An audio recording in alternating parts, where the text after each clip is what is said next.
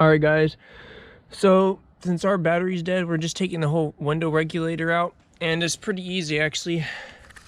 There's one bolt right there. The second one is in this hole right there, and the third one to get out is in this hole right here. And you have to pop this plastic trim piece off, and it's a torque socket, and you have to turn it to the right to get to start getting it loose. There it is right there.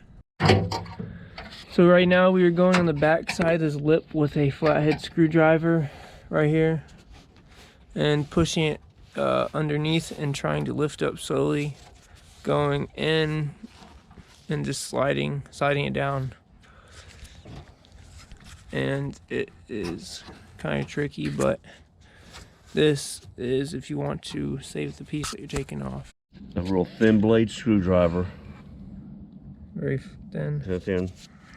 And you work in between the metal, the rubber gasket and the metal. You can use plastic if you want to. If you've got a good thick plastic piece, but you go down here and you loosen up, you kind of push your trim away from the metal, and you start down the door, go all the way across the back here.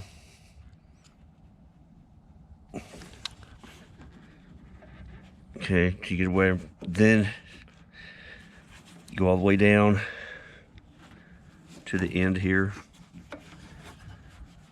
Then you come back, get in between the metal here, and now you're starting to try and lift your piece up. Not too hard, not too fast though. You got to be cautious. It'll bend. Yeah, it bends really easily. Or the chrome can separate from the rubber too. So it's just got to take your time. Oh, there we go. And now, after all that sliding, we almost have the piece off, and there it is. It's off right there. It's in good shape. Yep. Here's your groove. Yeah, here's your groove you're working in. Yep, here's the groove you have to take it out of right now. here. If you use a plastic, smaller plastic, I got a couple of nicks on my paint here. Well, no, that's just, that may not be nicks. That may be just. It looks like a little bit. Well, if you don't want rubber, that's rubber. Okay. Well, if you do want to make sure your paint stays perfect, plastic will probably be a little bit better than metal, but this thin screwdriver makes it easy because it gives you something to pry with, and it doesn't flex as much. So thin screwdriver has some flex, but it allows you to get in here to remove all this. Yep.